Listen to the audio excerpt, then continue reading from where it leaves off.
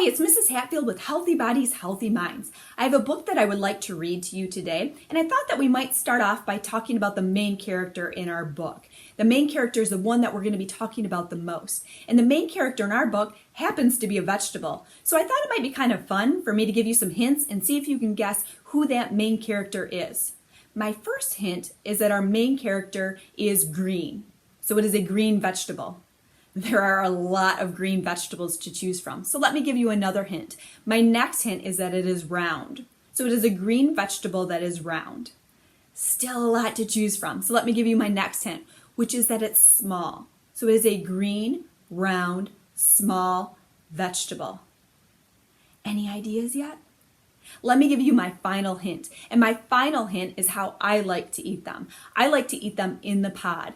So it is a green, round, small vegetable that grows in a pod. Any ideas yet?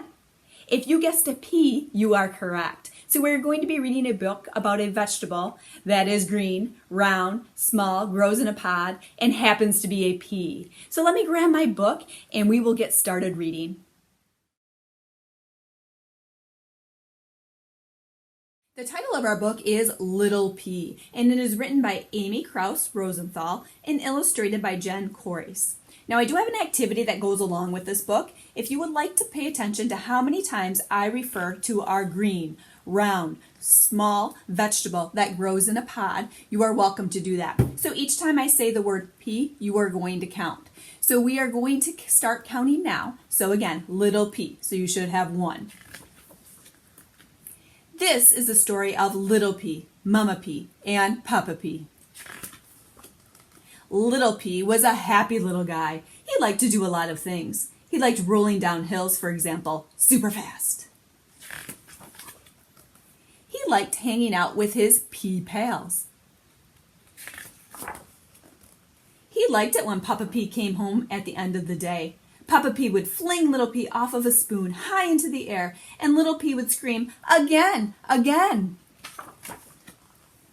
At bedtime, Little Pea very much liked snuggling with Mama Pea and hearing stories about what Mama Pea was like when she was a little pea.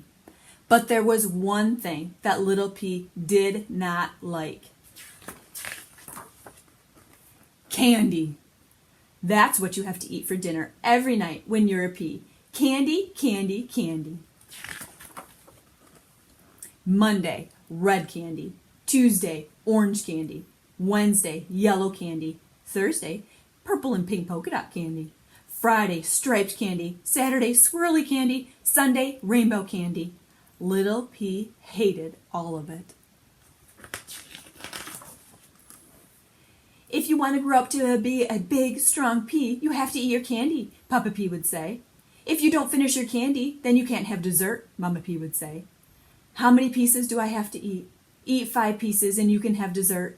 5 pieces, he whined. 5 pieces, they chimed. 1, yuck. 2, pluck. 3, pluck. 5, pluck.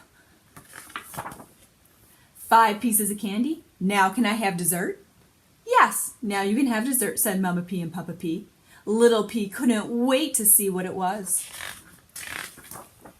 Spinach, squealed Little Pea, my favorite. Little Pea licked his dessert plate clean. Yum, yum, extra yum.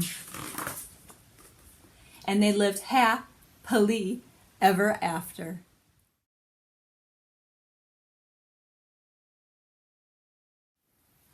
So what do we want to remember about our book, Little Pea? We want to remember that we make sure that we continue to eat those nutritious foods, including our fruits and vegetables.